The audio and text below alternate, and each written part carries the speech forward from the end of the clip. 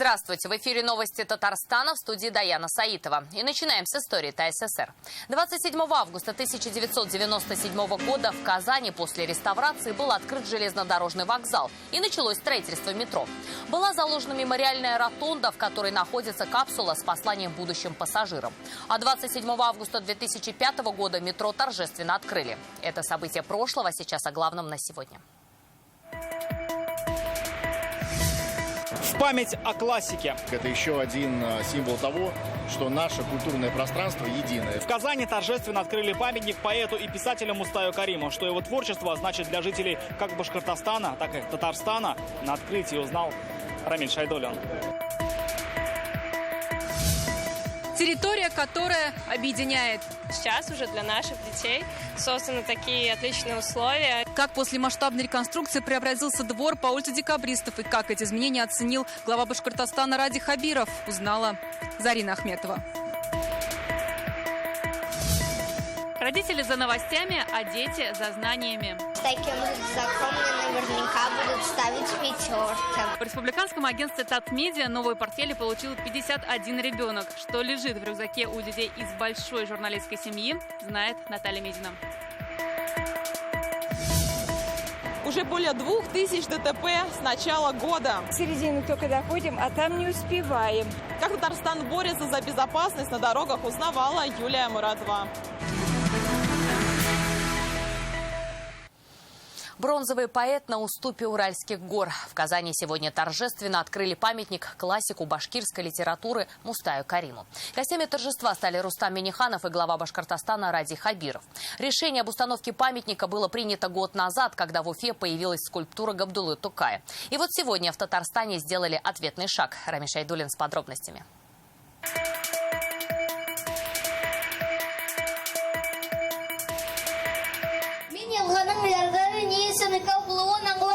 Маленький Арслан на сцене по-настоящему в своей тарелке. В 7 с небольшим он уже обрел всероссийскую славу. В прошлом году Арслан сыграл главную роль в фильме «Сестренка», снятом по повести Мустая Карима. Да нет же, наоборот. Девочка ты, мальчик я. После этого жизнь у меня очень изменилась, и я думаю, только в хорошую сторону. Немножко возросла популярность, меня начали узнавать на улице. А сегодня Арслан открывает памятник великому классику, скульптуру в честь башкирского писателя. Сегодня вновь важное и радостное событие для наших народов и регионов. Уверен, монумент Мустаю Кариму в Казани послужит дальнейшему укреплению татаро-башкирской дружбы. Наш духовный наставник, мастер слова, поэт, фронтовик Мустай Карим всегда был и любил Татарстан и выступал за вечную братскую дружбу двух республик и двух народов. Ради Фаритович Хабиров. Рустам Минниханов награждает Радия Хабирова медалью столетия ТССР за вклад в укрепление отношений двух республик, что по сей день делает и творчество Мустая Карима, писателя, любимого как в Татарстане, так и в Башкортостане. Творчество, которое является ценностью не только башкирской литературы, но и тюркской и мировой литературы. Открытие памятника Мустаю Кариму – это символ укрепления дружбы между братскими народами, братскими республиками. Как правильно говорит Натимир Шарипович, татары и башкиры – это два крыла одной птицы. И вот сегодня этот памятник – это еще один символ того, что наше культурное пространство единое, что мы родные народы. В дороге ноги, в песне думы. В скульптуре нашли свое отражение и культовые строчки классика сразу на двух языках, на которых Мустая Карима любили читать, а сегодня любят и цитировать. Автор скульптуры Андрей Ковальчук получил награды обеих республик. За сложную работу в одной скульптуре он переплел как произведение, так и жизнь классика. Здесь, целый сюжет, вы видите, это старшая мать, это маленький Мустай. Несутся лошади, у него очень яркое стихотворение есть, и такие строчки, как дикие степные табуны несутся мысли сквозь тысячелетия. Его строки стали культовыми, а образ известным далеко за пределами Башкортостана. С этого дня о великом классике казанцам будет говорить и сквер его имени. Его разбили рядом с монументом. Рамиль Шайдуллин, Вадим Илларионов, ТНВ, Казань. Событие действительно знаковое, и мы вспомнили сегодня творчество поэта. Людям снятся разные сны. Настоящая классика в исполнении нашей службы новостей.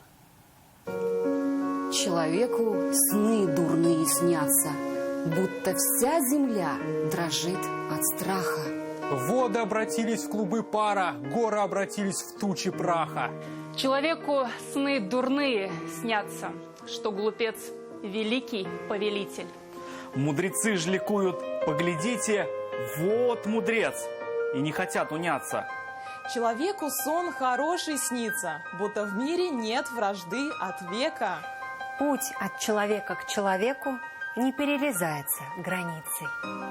Человеку сон хороший снится, будто все плоды в садах созрели.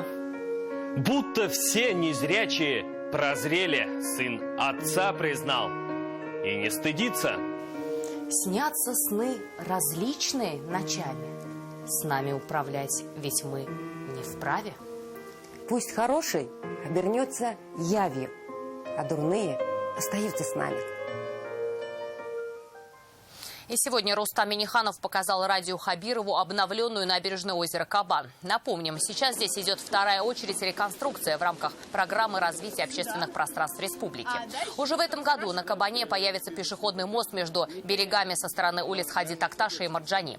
Это один из крупнейших проектов благоустройства. Первая очередь была сдана 2 года назад. В субботу планируется открытие еще одного участка набережной. И сегодня во время прогулки по набережной озера Рустам Минниханов и Ради Хабиров встретили рыбаков и поинтересовались уловом. Как дела? Все, потихоньку. Поймали что-нибудь пока? Да вот башкричку маленькую ловим. Ну, где? В пакете. Да, покажи. Вот. О, молодцы, а? Есть. И у тебя тоже. Все, молодцы. Участок от памятника Шагабуддину Марджани до улицы Татарстан открылся в мае этого года. Радио Хабирову показали, как сейчас здесь обустроена нижняя палуба у театра Камала, как работает прокат лодок и каскады вида очистных сооружений. Это излюбленное место для прогулок. Именно здесь Ради Хабиров встретил молодежь из Уфы и пообщался с земляками. А дальше продолжил знакомство с набережной. Вот этот мост, вы говорите, это... Нет, мост еще там через 700 метров. Переход на ту сторону. Та сторона у нас, она примитивная, но мы ее будем делать, но там не надо так по воде идти. В программе главы Башкортостана был еще один важный пункт. Он посетил один из казанских дворов на улице Декабристов. Дворовая территория объединяет 5 домов. В этом году она благоустроена в рамках президентской программы «Наш двор». Интерес главы Башкирии к этой программе большой. В соседней республике работает аналогичный проект под названием «Башкирский дворик». Чем заинтересовался глава Ради Хабиров, узнала Зарина Ахметова.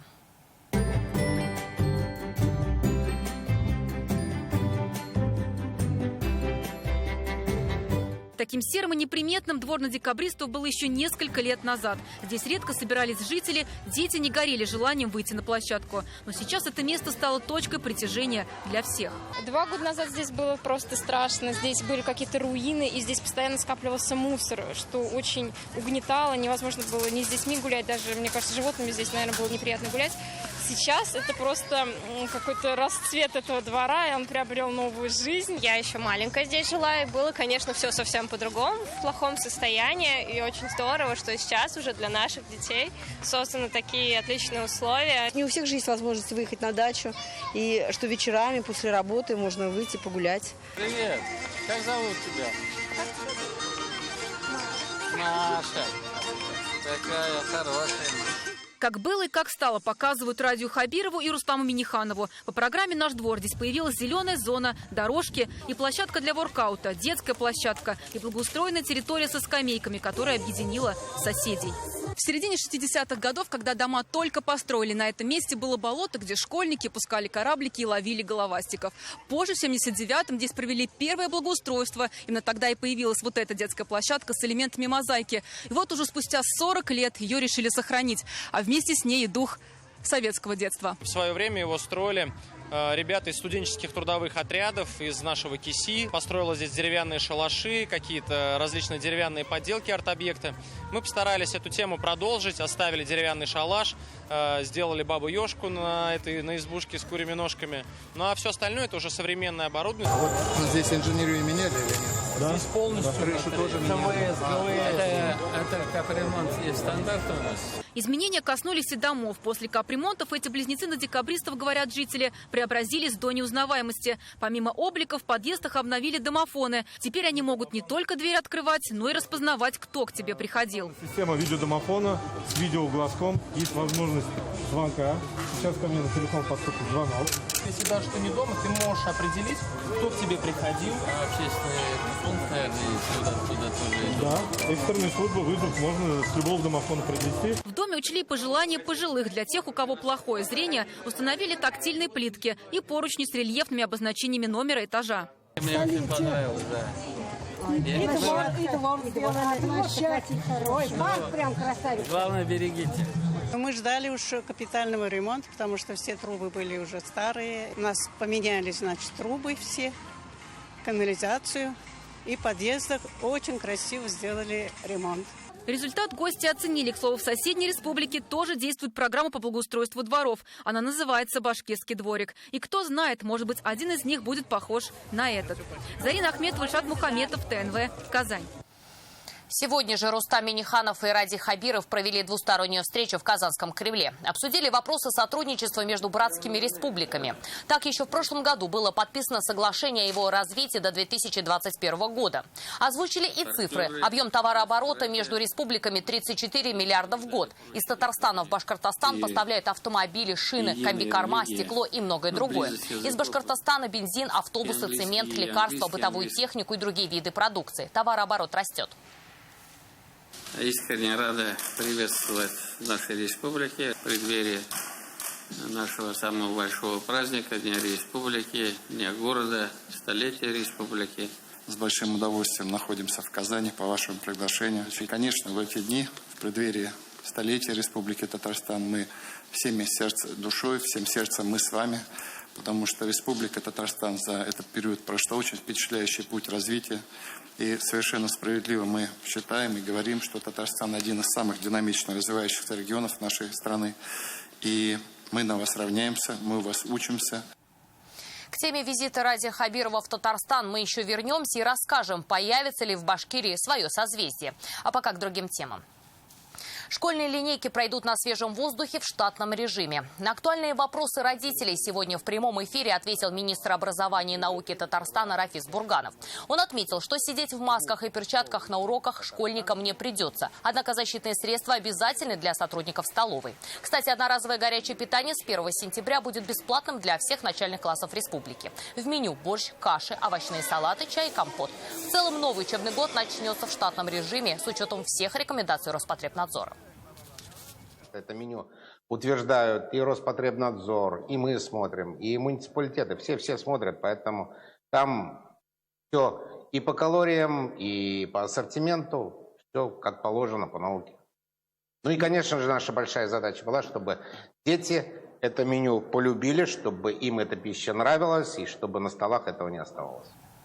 С новыми портфелями пополнять багаж знаний отправятся в первый раз в школу дети татарстанских журналистов. Сегодня в республиканском агентстве Татмедиа 51 первокласснику вручили школьные наборы. Представляешь, каждый день будете носить эту школу. К такой нелегкой ноше ребята еще не привыкли. Ведь первоклашками они станут только через 5 дней. Сейчас главное – ничего не забыть. Краски, журнал, книга, ничего себе. Маленькой Софии уже не терпится пойти в школу и поделиться знаниями с другими. А их у нее очень много. Меня учили родители много чему на свете. Даже букварь задавали читать и цифры считать.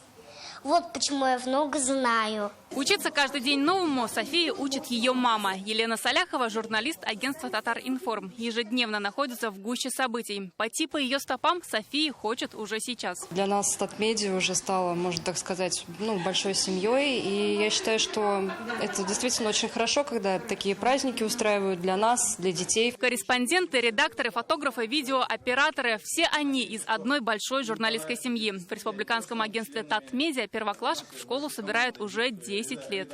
Есть планы, конечно, дальше взаимодействовать с детьми, чтобы они не только видели, как родители с утра встают, вечером приходят. Дома обсуждение места работы родителей стало именно семейным делом. И чтобы им интересно было учиться и понимать, куда они дальше хотят пойти. Может быть, кто-то выберет профессию журналиста. любое внимание со стороны кого-то, не только родителей, там, бабушек и близких, конечно, это приятно, тем более на работе помнят. Портфели сегодня получил 51 ребенок. Накрахмален фартук, можно сесть за парту. На фартуке оборки, а на платье складки. Где бы взять пятерки, чтоб все было в порядке? Наталья Мизина, Ильшат Мухаметов, ТНВ, Казань. Каждый четвертый участок дороги не оборудован должным образом. Из районов в ГИБДД поступают фиктивные отчеты о устранении нарушений на дорогах. А водители школьных автобусов не всегда проходят обязательный утренний медосмотр. Заседание правительственной комиссии по безопасности дорожного движения вскрыло серьезные проблемы. Как их будут решать, выясняла Юлия Муратова. Пешехода сшиб КАМАЗ. Двоих. Двух женщин на пересечении проспекта Победы и улицы Минской грузовик сбил прямо на пешеходном переходе. Кто виноват, сейчас устанавливают. Этот перекресток уже вошел в список самых опасных в Казани. До середины только доходим, а там не успеваем. Но мы стараемся, лезем под машины и перебегаем. Чтобы поворот налево бы сделали, когда оттуда едешь. Потому что тут поворота нету нигде. И на Минскую нельзя попасть. Получается, все в объезд приходится объезжать. И здесь все всегда нарушают. Чтобы избежать заторов, в этом году здесь сделали вафельную разметку. Ровно такая же появилась на пересечении проспекта Победы и улицы Губкина. Здесь не так давно столкнулись Кия и мотоцикл. Байкерша оказалась в больнице. Сейчас этот перекресток максимально оборудован. Если раньше пешеходы переходили не всегда по зебре, то теперь для них установили специальное ограждение. А для автомобилистов, которые раньше делали незаконный разворот прямо на пешеходном переходе, теперь установили специальные столбики. Все нарушения также будут фиксироваться на камеру. В республике сейчас 140 участков дорог с повышенной аварийностью. Работы по их оборудованию выполнены частично, а на 18 и вовсе не начинались. Один из таких — пересечение Фермерского шоссе Оренбургского проезда. Только за этот год там уже 9 ДТП, 11 человек пострадали. Более того, районы предоставляют ГИБДД фиктивные отчеты об устранении нарушений. Вы назвали ряд районов, где на сегодняшний день нету разметки. Хотя ответы о том, что разметка нанесена, нам прислали. Да. Ситуация должна была поменяться к тому сроку, который указан в решении комиссии, которое мы здесь приняли. Внесите на мое имя, на имя представителя комиссии, я найду способ. Только определите конкретно, кто не сделал и почему. Есть? Перед началом учебного года проверка коснется не только дорог, но и транспорта для перевозки детей. Районом выделено в этом году еще 200 школьных автобусов. Но, по словам Шамиля Гафарова, и они не используются со всей ответственностью. Если он стоит возле дома, естественно, водитель с утра выходит, садится за руль и едет на маршрут. А где технический осмотр автобуса? А где медицинский контроль водителя? За 7 месяцев в республике произошло больше 2000 ДТП. 153 человека погибли. Каждый пятый по вине нетрезвого водителя. В настоящее время ведется работа по оснащению патрульных автомобилей госавтоинспекции новыми мобильными комплексами, позволяющими в условиях движения устанавливать транспортсредства в розыске, а также являть транспорт, собственники которых лишены права управления. Я уверен, это позволит принимать оперативные меры по выявлению таких транспортсредств. В целом же за этот год аварий в республике произошло на 300 меньше, чем в минувшем, и стал регионом с самыми безопасными дорогами в ПФО. Юлия Муратова, Адель Миндубаев, ТНВ, Казань. Кто будет ремонтировать дом Ушковой, объект культурного наследия федерального значения? И каким будет его судьба после переезда Национальной библиотеки в НКЦ «Казань»? Читайте в интернет-газете «Реальное время». Чуть более 2 недель остается до сентябрьских выборов. 4 избирательные кампании по выборам президента Татарстана, муниципальных депутатов и окружных депутатов Госдумы и Госсовета проходят в республике. Агитационная кампания участников президентской предвыборной гонки в репортаже Дмитрия Аринина. Этот вопрос сейчас активно обсуждается. В штабе кандидатов в президенты республики от «Единой России» Рустама Минниханова сегодня обсуждали новые меры социальной поддержки. В парламент страны внесены 2 законопроекта, направленные на защиту минимального дохода граждан. Предлагается, чтобы у должников после взыскания гарантированно оставалась определенная сумма. Вопросы вызывают пункты, что считать минимальным гарантированным доходом. Либо это минимальный размер оплаты труда, либо это минимальный потребительский бюджет. Как отметили, сейчас Татарстан входит в тройку регионов с самым низким уровнем бедности. Для разных категорий граждан действуют различные меры поддержки. В этом году адресную помощь получили 750 тысяч человек. Республика – один из первых регионов Российской Федерации, где перешли к внедрению адресности региональных программ, что позволяет нам повысить уровень и качество жизни и вывести из состояния малообеспеченности действительно нуждающихся граждан.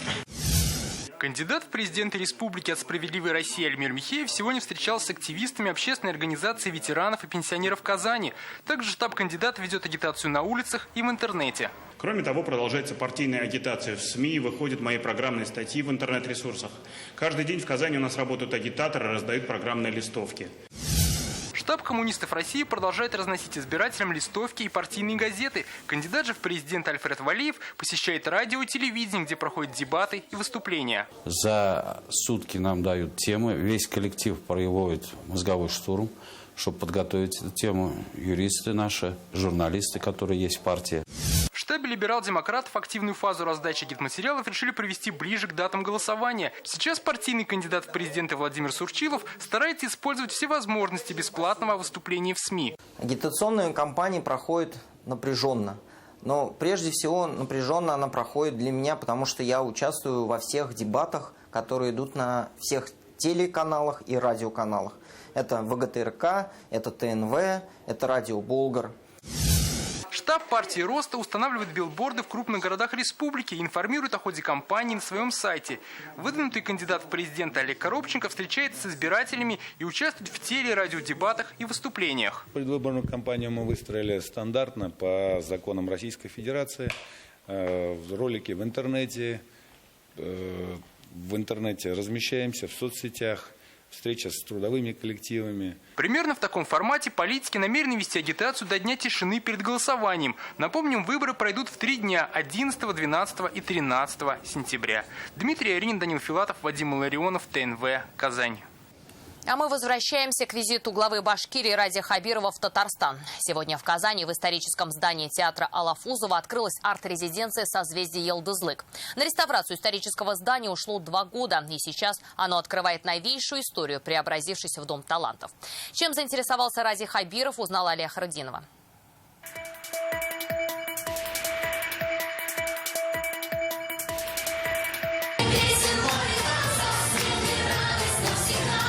Со стороны кажется, что пуститься в пляс готовы все. И повод есть. У юных и талантливых детей Татарстана появился свой дом творчества. Арт-резиденция «Созвездие Йылдызлык». Здесь будет все. Свой оперный театр, студия звукозаписи, концертный зал на 330 зрителей. Проект в свое время поддержал президент Рустам Минниханов.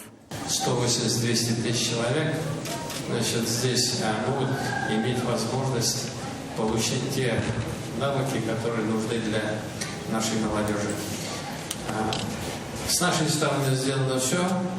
Активно вовлекать сюда столицу, активно вовлекать сюда республику. Я считаю, что это достойный подарок к столетию нашей республики.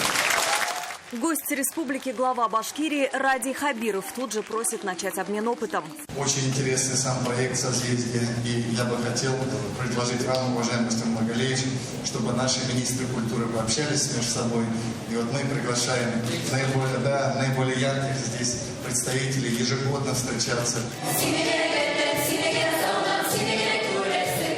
На реставрацию исторического здания было выделено без малого 800 миллионов рублей. Если первая задача – развивать таланты, вторая – создание новых рабочих мест тем, кто брал звездный старт на «Созвездии». У «Созвездия» должна быть своя арт-резиденция, когда выпускники «Созвездия» имеют возможность продолжать творить у себя дома. Выпускники наших выдающихся вузов, которые прошли через «Созвездие Йылдызлык», будут иметь возможность создавать творческий продукт наивысшего европейского и мирового качества. Главную же оценку дому дали талантливые новоселы. Любые дети, даже из глубинки, могут попробовать себя в роли артиста. Они могут быть совсем разные, но у них есть теперь один и свой дом. Из-за убранства арт-резиденцию «Созвездие Йылдызлык» сравнивают и с оперным театром, и даже с питерской Мариинкой. Кстати, говорят, что на этой сцене когда-то выступал и Федор Шаляпин, и дебютировал как режиссер Габдулла Кариев. Теперь здесь будут свои дебютанты. У «Созвездия» есть своя театральная труппа. Ежегодно они ставят по 8 спектаклей и сотни концертов. Алия Хайрудинова, Александр Лобанов, ТНВ, Казань. А у нас на этом все. Еще больше новостей в наших соцсетях ВКонтакте, Инстаграм. Сейчас прогноз погоды. До встречи.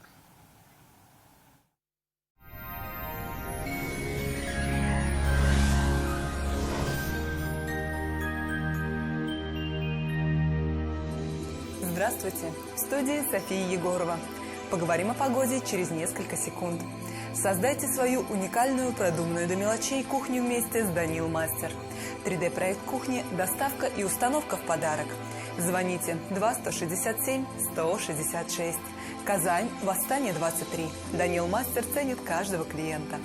По данным сервиса Яндекс.Погода, в Бугульме, Бавлаха и Азнакаево в предстоящие сутки небо затянет облаками, но осадки не прогнозируются. Днем плюс 28.